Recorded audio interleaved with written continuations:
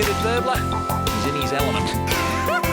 It's just like nature. It's what we're all about. Wagons ho! Have a look at that! Just when they think it's safe to come out. Not an animal! Bang! I guess in the end, that's probably why we all go fishing.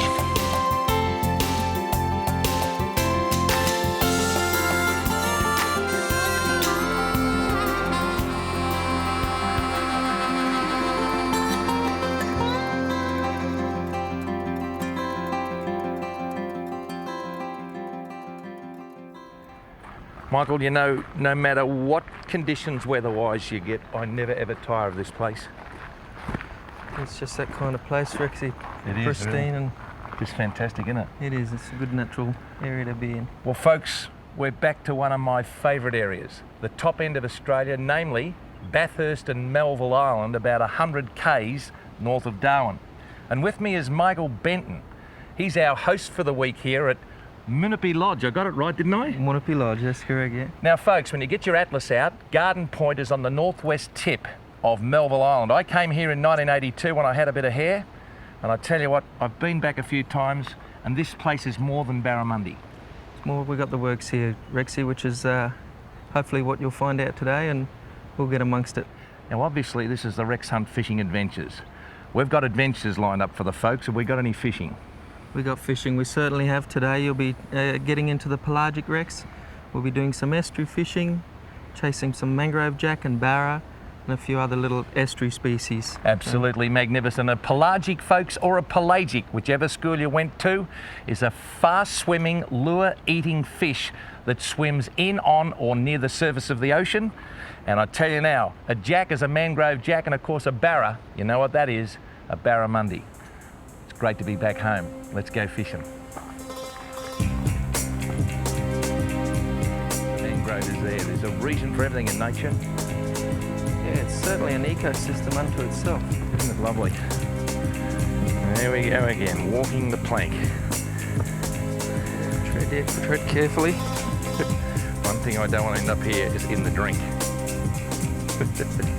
No, there's so many things that might enjoy these Rex. Well, not quite ready to be crocodile food at the moment.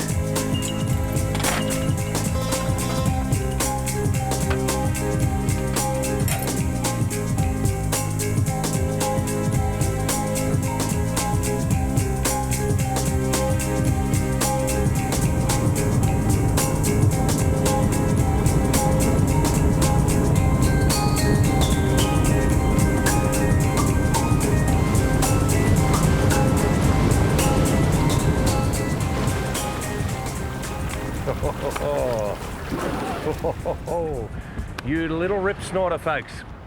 We are in the middle of the junction of the Timor Sea and the Arafura Sea. This is big fish and small fish territory. Now over there, Cape Van Diemen, the most northern point of Melville Island. And yes, that's right, Van Diemen's land is Tasmania. Van Diemen, he got a few frequent flyer points. This little eddy in here, already I've picked up a little bit of action, some bait. They're nervous in that corner, and that means only one thing, there's something causing that concern, and that's why I'm in this show. A little bit of action in this corner here, Michael. It appears so, Rex. They're certainly boiling, aren't they? One thing I wouldn't like to be out here is a bait fish. At this present time, no. You wouldn't have slept as well as I did last night.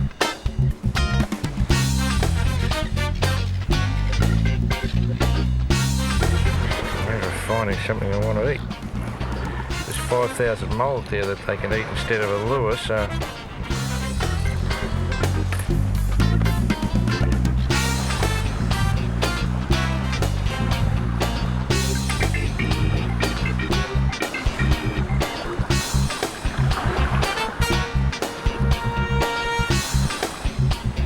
Try over in that corner there, Michael. I reckon they're small Queenies. I've had a couple of bumps and There you go. Oh, it was only a matter of time, wasn't it? It was. The old marabou jig.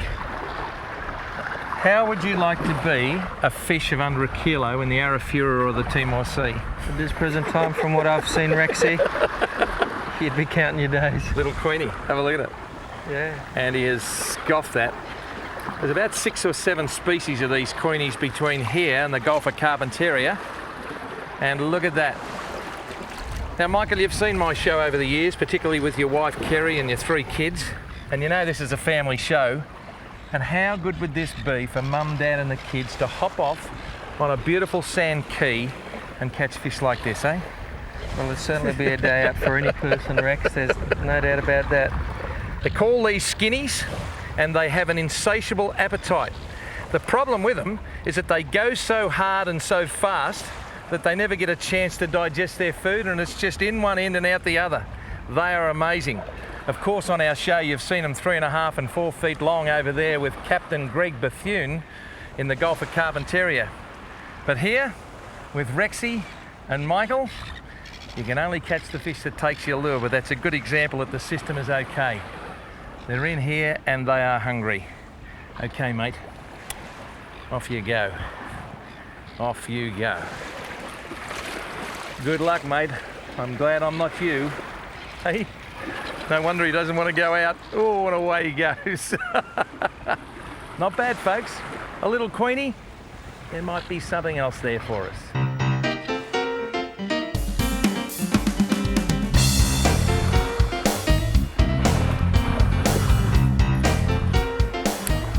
Try a marabou jig right over in the corner there. Something's got to give here in a minute.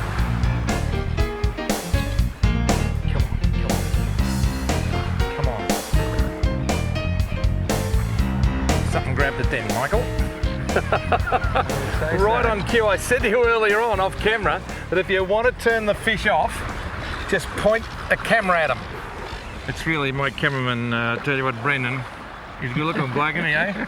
Billy Joel. Billy Joel, yeah. This is not behaving like a little Queenie. This is behaving more like a trevally because I've got that kick in the side of the rod. Yeah. Look at that. Have a look at that. That's, and it is a little trevally. Look at that. Here we go. Wow, wow, wow. And there was a fish behind him as well. Michael, can you do the honours? I won't ask you to kiss him. I might put a bit of a kiss on him. But once again, quite seriously, we're all into families and kids because that's what we're all about.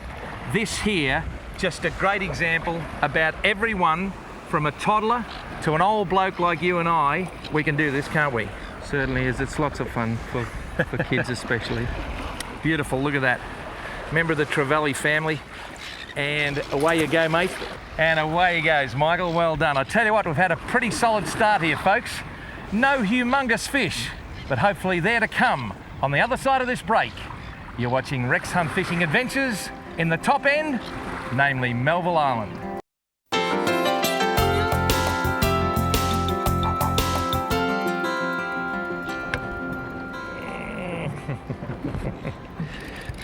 It was absolutely instant.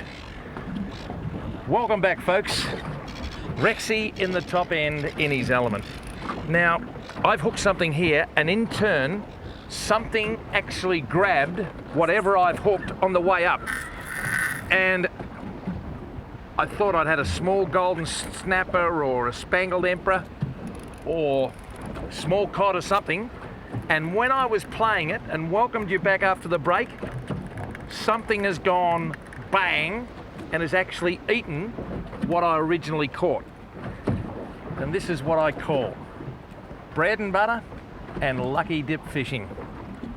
Great to be back in some territory that I really, really love. And the big thing about it is I have no idea what is on the end of this.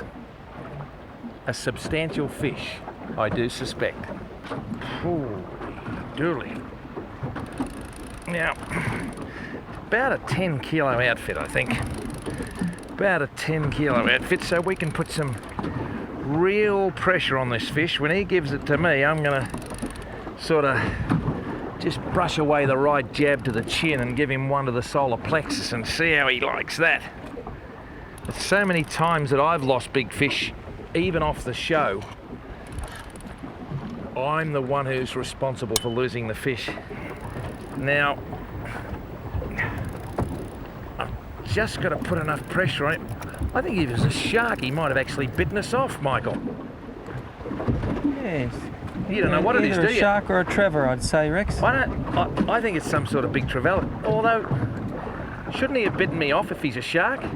Well, it depends where you got him hooked. If you Yeah. got him fair in the gob, I he's... suppose that bang, bang, bang's got a trevally look about it, but I tell you what, it's just like small fish or big fish or in between medium-sized fish. You just got to allow the fighting process to take part. And while he is actually taking some sort of line under the properly adjusted drag, I can't do a lot because all I'm going to do is bust this off. And I'm certainly not going to do that. That rod tip is hitting the water from the butt being at right angles to the boat. And we've got a nice fish here. A nice fish. And by the look of that rod going bang, bang, and in an anti-clockwise direction, I reckon it is a GT and a nice one as well. And he just scoffed whatever was on the end of my rod down, Michael. I'll get you to have a look at him, mate, for us. Look at that. We might just place him on the chair there, eh? And give the people a look at him. Absolutely magnificent. A perfect example. And this is not a huge giant trevally, is it, by any means, Michael? No, this is quite a medium-sized sort of fish, Rex. It is.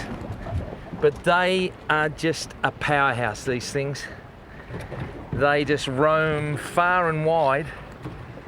And there was a very good reason you dropped here. This is one of your favourite reef areas, is it? It's quite good. It's you can do well on both all varieties, bottom bouncing and this pelagic type feeding fish. Yeah, really. Well, we're just going to be careful of those rakers on the tail. I'm going to get him back. Brendan, bring the folks over here so I can just show you how to release these fish. With a bit of a kiss, we'll just lay him in the water, and what we'll do is we'll just hold him like that, and as soon as he gives a kick like that, he'll swim away. And he can be seen sometime next year or the year after on Rex Hunt Fishing Adventures.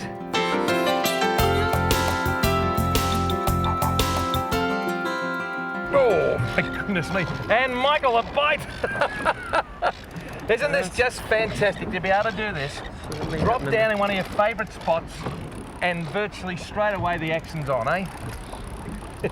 That's the way it should be, isn't it? Well, I don't know what mine is. It is a Spangled Emperor. And yours is a golden snapper. A golden snapper. My goodness gracious me. I tell you what I'll do is I'll just give you a look at this bloke. He is a pretty fish. And what he's got great eating qualities, great fighting qualities. And I'll just get that hook out. Come on, mate. Give it back to Rexy. Give it back to Rexy. There you go. Have a look at his red mouth. Now that's an attractant. What he does, he sits down there in the reef and little things like these little prawns and that which have just come out of his mouth come along and he goes absolutely bang. Look at that, a beautiful fish, beautiful blue. There you go, mate, you can go back in and away you go. And Michael, my goodness gracious me, a golden snapper. If you caught this small fish in the estuary, he'd call him a finger mark bream. There's the finger mark there. That's correct, Rex. They grow up to be a golden snapper. Isn't that just absolutely beautiful? It's not a humongous one, but it's not a bad sized one at all, is it, eh? You certainly wouldn't knock him back, that's for sure, Rex, as far as a lovely fish. What I'm going to do is get him straight back in, and then I'm going to talk a little bit about the golden snapper because he's also known as a finger mark bream when he was a young guy. You happy about that, mate? Yeah, Rex, good luck with everything you do. I love your show. Well, thank you very much. Thanks for being on it. My pleasure. Get me back, will you? Righto, mate. No worries at all. And bang, away he goes. As I was saying to the folk, Michael, they actually start their life in the estuary, do they? Well, they do, Rex. Not necessarily totally, but Yeah. you'll get small finger marks out on the reef as well. But Yeah. by and large, they do prefer the. And then when they get bigger, they come out here and become these monsters, don't they? They do. Same with the mangrove jack off there in Tweed Heads on the east coast of Australia. It's an amazing system up here. Not a lot of commercial fishing, but the thing about it is it's dog eat dog and fish eat fish. It's a tough world out there. They used to say that on a television program. What was it? Oh, I don't know. The Streets of San Francisco or something like that. I'm just waffling on here, but I'm loving it.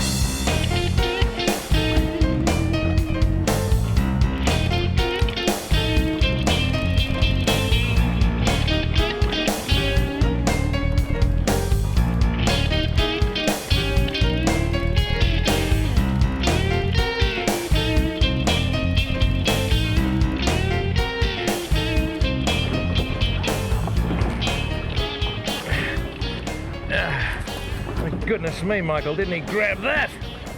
Didn't he grab that? You inhaled that one, Rex.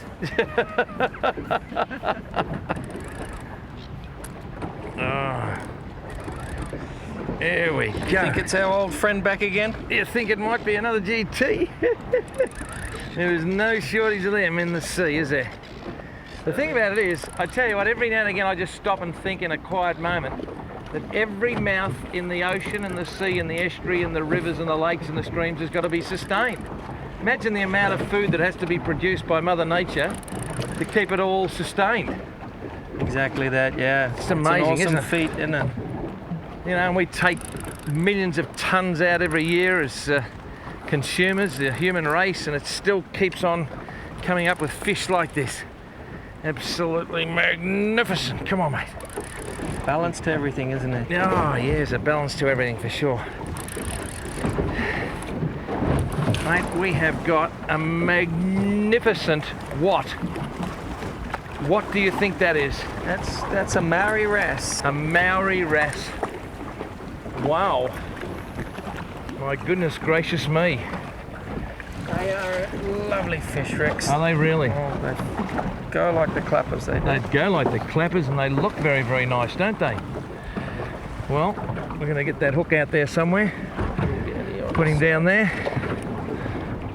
Very, very, very nice. Well done. So, well, I would never ever have called that a Maori Wrasse, but up here it's known as a Maori Wrasse. What about the beautiful lines on it? Absolutely beautiful, folks. Look at that. You are a beautiful fish. See you later, mate. And away he goes.